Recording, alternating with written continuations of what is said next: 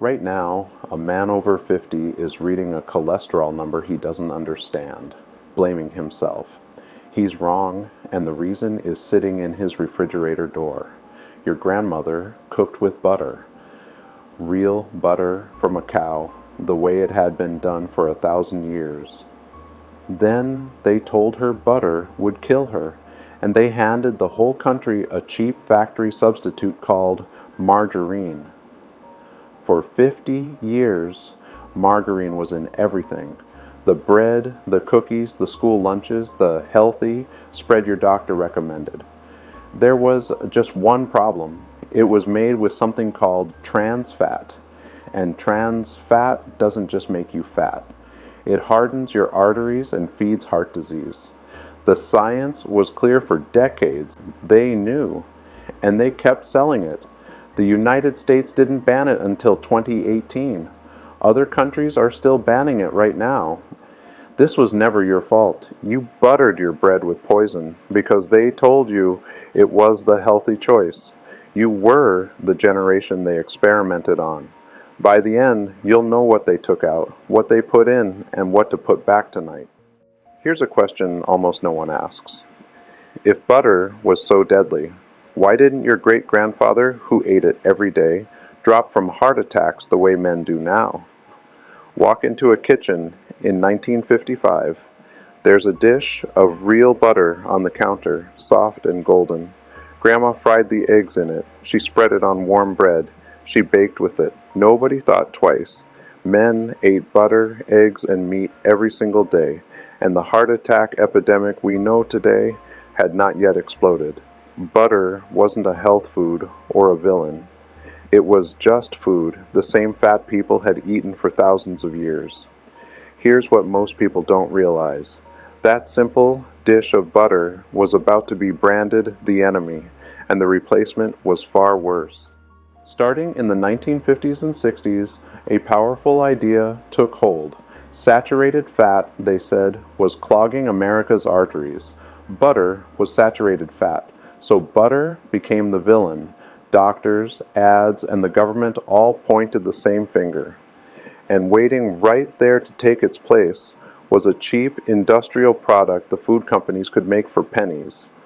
Margarine. Follow the money for a second. Butter came from a cow. Margarine came from a factory that could stamp it out for almost nothing. Guess which one they wanted you to buy.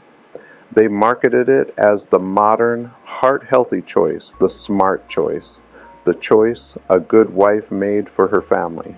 This is where it gets interesting. So to make that cheap oil solid and spreadable like butter, they had to do something to it in a factory. Think back to your mother's kitchen. The tub of margarine in the door of the fridge.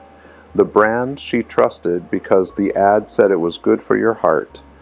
What brand of margarine or spread did your family use growing up? Write it below. I read every single one.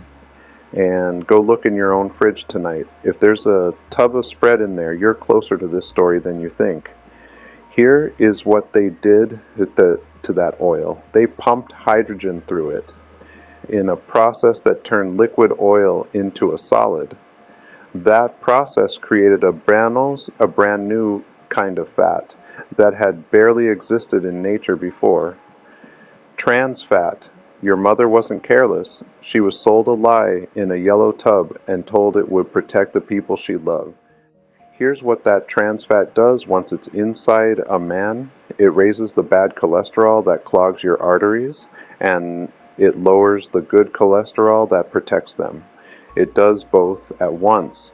Open your medicine cabinet. If there's a statin in there for your cholesterol, ask yourself how much of that number they put on your plate on purpose. It feeds the slow inflammation that stiffens your blood vessels over the years. Scientists eventually estimated trans fat was contributing to tens of thousands of heart deaths every year in America alone. Your grandfather ate butter and lived. A later generation ate the healthy margarine and walked straight into the heart disease era. That is not a coincidence. Now here is the part that should make you angry and then set you free. The danger of trans fat was not a secret. Researchers were raising the alarm for decades. Decades, not months. Whole careers of scientists warned about this while it sat in your bread. But margarine and processed food were a giant business. Pulling trans fat out was expensive, so it stayed on the shelves. It stayed in the bread, the crackers, the fried food, the frozen dinners, the cookies, for years after the science was clear. You kept eating it because nobody told you. The companies that knew just kept selling. It took until 2015 for the US government to finally rule that artificial trans fat was not safe to eat. The ban took full effect around 2020. The World Health Organization called for wiping it off the planet. Countries are still passing bans today. Read that again. The thing they sold your family as the heart-healthy choice was finally outlawed as a danger to your heart. That's not a conspiracy theory. It's the official record. The healthy spread became a banned substance.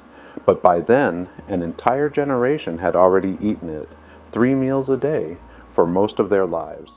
So, let's be honest about what really happened. You were told butter would hurt you, so you switched. You did the responsible thing. You followed the doctor, the ad, the rule, and the responsible thing was rigged. The replacement was worse than what it replaced. Every man who watched his cholesterol climb and blamed himself deserves to hear this plainly. It was never your willpower, and it was never your weakness. You were the invisible generation, fed a lie in a tub and blamed for the result. Not anymore. You don't need a diet. You need the table they took from you. Here's exactly what was on it. 1. Real fats from real sources. Butter, beef fat, olive oil. Things that came from an animal or a fruit, not a factory. 2. Food that didn't need a health claim on the label. If it had to tell you it was good for your heart, that was the warning sign. 3. Cooking at home, where you could see exactly what went in the pan. That was the whole secret. It was never a diet. It was just real fat before they got to it. You don't need a diet. You need your grandmother's fats back, and you can do it this week. Cook with real butter, olive oil, or beef tallow again. Your body handles real fat the way it was built to. Here's the one habit that changes everything. Read the label, and if you see the words partially hydrogenated, put it straight back on the shelf. That's the trans fat hiding. Be careful with the cheap fried food and the long shelf life packaged stuff. That's where the worst of it still hides. You are not depriving yourself. You are taking back the kitchen they quietly rearranged while you weren't looking. If you've spent years feeling like your heart, your weight, your numbers were a personal failure, hear this and let it land. They were not. You were lied to by an industry that knew and kept selling anyway. You trusted the doctor. You trusted the label. You bought the spread that promised to protect your family. Nobody handed you the studies. Nobody told you it would be banned. And see, now you know both. And knowing is the whole turn. The food before the lie was simple and real and still sitting in the store waiting for you. Here's the good news a man your age needs to hear. The body is forgiving. Take the trans fat out and put the real fat back, and your body starts repairing the very damage they caused. It is not too late to cook like 1955. Your heart remembers how this was supposed to work. You don't have to be perfect. You just have to take the lie off your plate, one meal at a time. Real butter, real food made at home. That's not old-fashioned. That's the cure they spent 50 years selling you away from. We were the generation handed a lie in a yellow tub and blamed for what it did to us. That's not a reason to despair. It's the reason to take the kitchen back, starting tonight.